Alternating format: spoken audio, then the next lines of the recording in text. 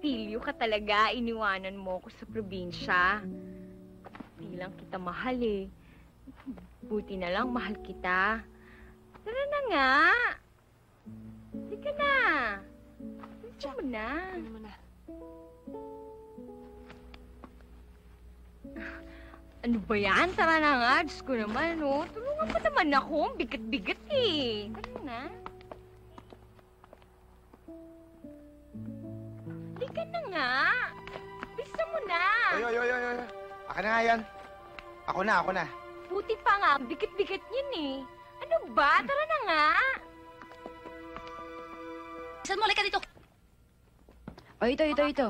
Ha? Sisimulan Abangan na po mo. natin ang bola. Malalaman na po natin kung sino ang mapalad na mananalo sa araw na to. Ayan Sige, na po. bigay mo sa Amon. Tagal Bigay naman. mo sa Amon, sige. Ang unang Naku, numero ayan na. ay Sigurado ako, atin yan, naku. 33. O, meron eh. 33, meron tayo nun. Yan.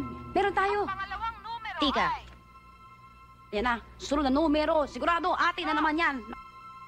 susunod na Dos! numero Ay! Naku, kinakabahan ako. O yan, may 3 tayo. O, ang 20 pang-apat pesos Sus, din Ginoo. yan. Ano ba ito? Naramdaman ko. 36. 36! 36! Sus, Ginoo! Hindi ako makahinga na hello ko. 9. 9 po, mga kaibigan. Uy, Uulitin ko po. ano? Lumabas na 9! Meron tayong 9!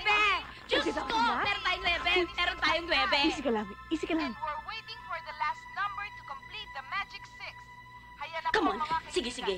Ibigay mo sa Amon! Ibigay mo sa Amon na! 21! 21! Mayaman na tayo! Hoy! Mayaman na tayo!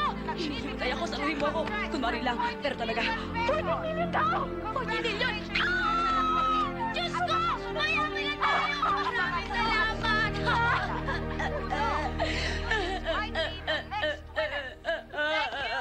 Mayaman na tayo! Naku, konsensya ako.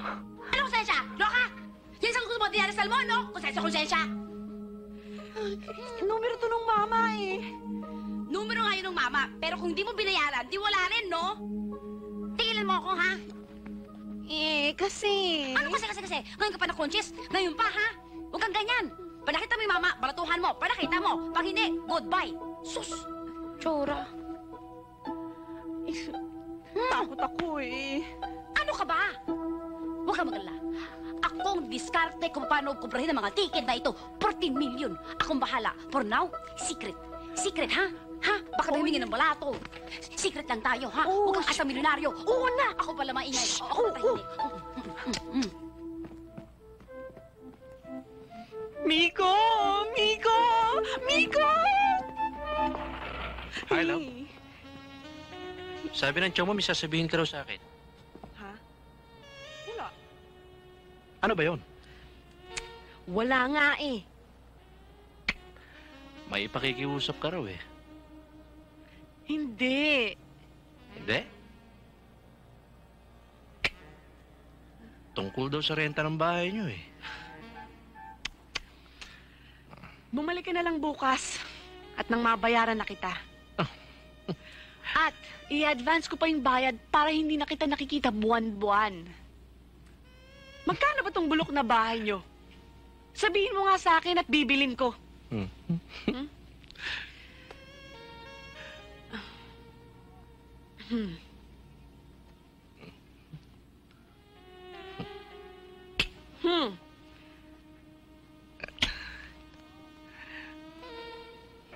Style mo, bulok!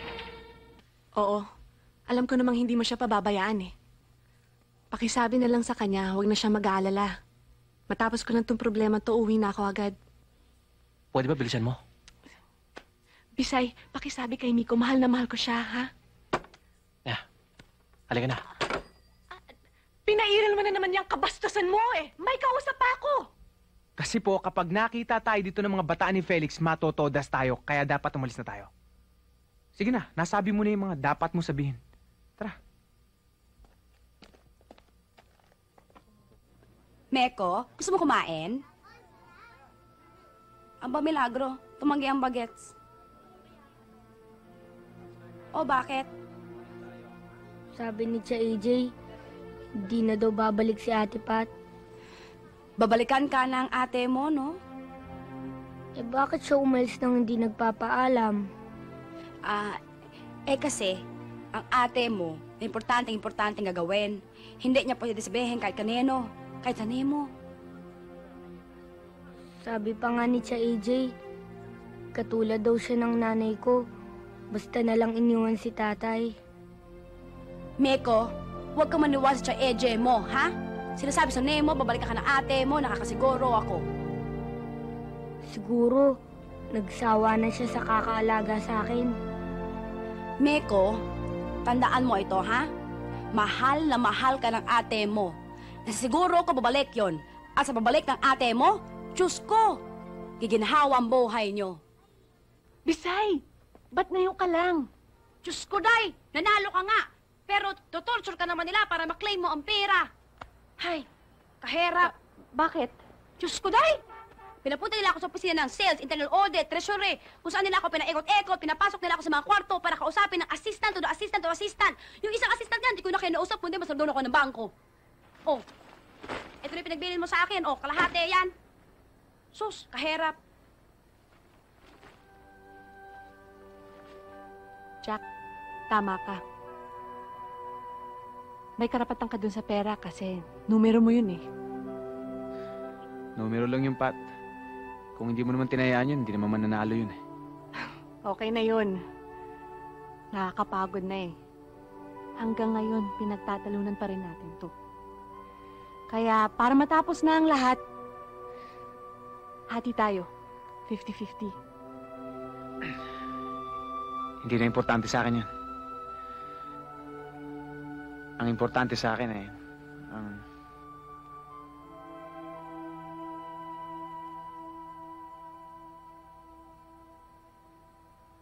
Bunch! Bunch!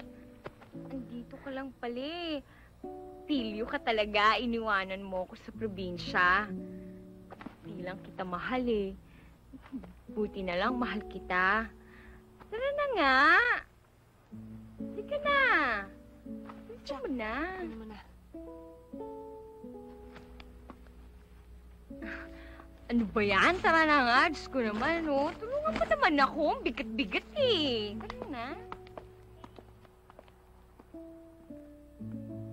Halika na nga. Bisa mo na. Oy. Akin na nga yan. Ako na. Buti pa nga. Ang bigat-bigat yan eh. Ano ba? Tara na nga.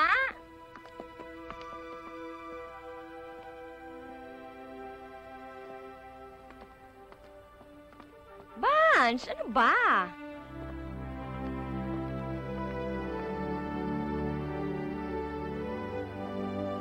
Ate, bakit ka umiiyak? Aalis ka na naman ba? Hindi. Tandaan mo to. Mula ngayon, hindi na tayo magkakahiwalay.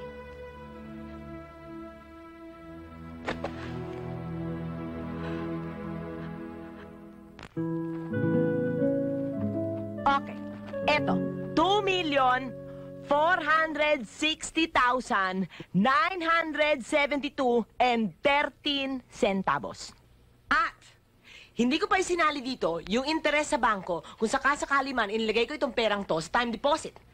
At, dapat hindi ka muna aalis sa bahay na ito hanggat binabayaran mo yan down to the last centimo. Ang ibig sabihin nun, kahit magsilbi pa kayo habang buhay, hindi kayo matatapos ng pagbabayad niyan. 1, 2, 3, 4, 5, 6.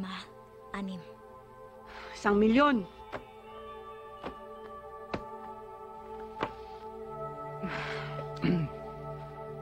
$2,000,000. Ay. Ayan, 3,000,000 piso na yan, ha? Sobra-sobra pa yan. Bayad na kami sa utang namin sa inyo. Halika na, Miko. Hoy, nagmamalaki ka pa, ha? Para ka talagang nagmana sa tatay mo, wala kang utang na loob. Talagang wala. Dahil bawat subo ng pagkain namin magkapatid, kinukwenta mo. Inalila niyo na nga kami bilang kabayaran. Kung tutuusin, kami pa nga lugi rito eh. At wag na wag niyo nang uulitin ang salitang utang na loob dahil hindi niyo alam ang ibig sabihin nun. Ang utang na loob para sa mabubuting tao lang. Mula nung pagkabata namin, wala akong natatandang ginawa niyong maganda para sa amin ni Miko. Gano'n naman pala. Di sana, matagal na kayong malis dito. Talagang dapat nung pa kami umalis. Kasi ang inaasahan ko, pabait pa kayo. Na maalala niyong magkadugo tayo. Dapat hindi ko pinabayaang dito lumaki ang kapatid ko na araw-araw ugali niyong magkapatid na nakikita niya. Nakakatakot. Dahil baka nakakahawang masamang ugali. At tandaan niyo to. Sa susunod na magsalita kayo ng masama tungkol sa mga magulang namin, magdalawang isip muna kayo. Miko, alis na tayo.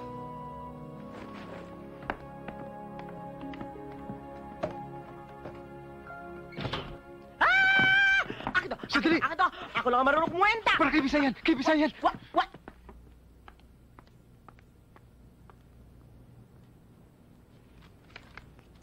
Naniniwala ka ba sa tadhana? Bakit? Bakit mo sabi yan? Magpakita lang sa akin si Herbert. Mag-propose at magpakasal. Sisiguruhin kong pakakasalan ko siya. Sus, Ginoo! Day? Mga mother, may tanong ko sa name mo, ha? Sa tingin nyo, tama ba pakasal niya sa Herbert maski hindi niya alam? Sabihin nyo sa akon, sa opinion nyo, anong tama? Poso, isip? Ay nako, Iha. Sa akin, isip. Isip. Poso! Basta't ako kapag biway ang ombre, epek na, di ba? Oo, di ba? Isip. Isip.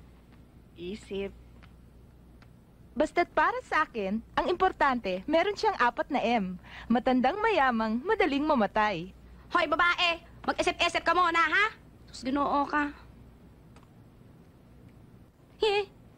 Anak! Dumating na ang delubyo! Parating na si Elbes! Oh!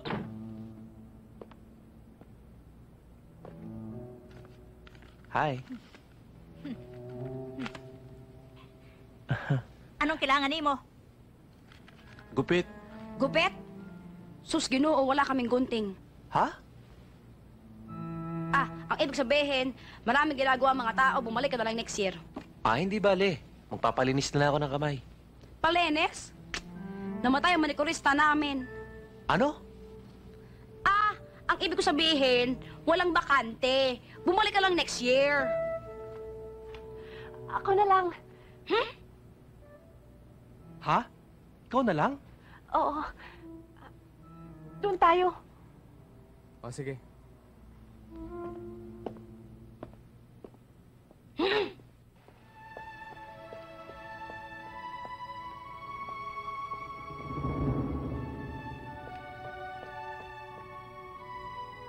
Pat, tulad nung madalas kong hilingin sa'yo, may pag-asa pa ba ako?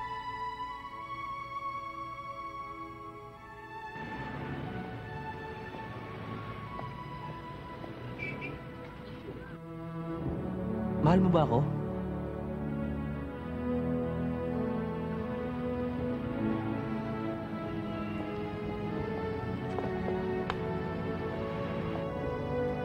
Kung mahal mo ko, di pakasal tayo.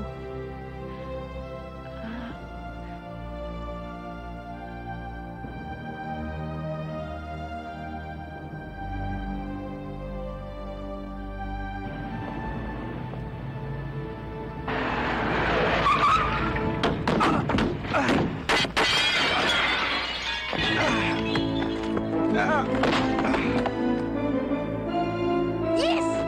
Right on time ka doon!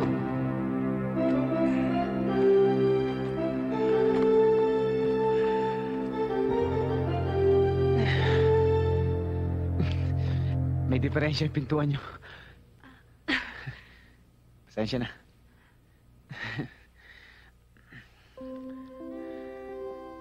Ilang araw na kitang hinahanap eh. Gusto ko na sana sumuko pero naniniwala akong may dahilan kung bakit tayo nagkakilala.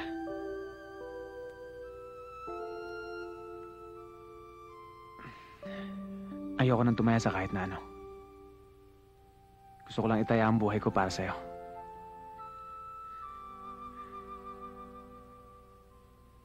Pero bago ka magdesisyon sa buhay mo, gusto ko sana malaman mo, Pat. Mahal kita.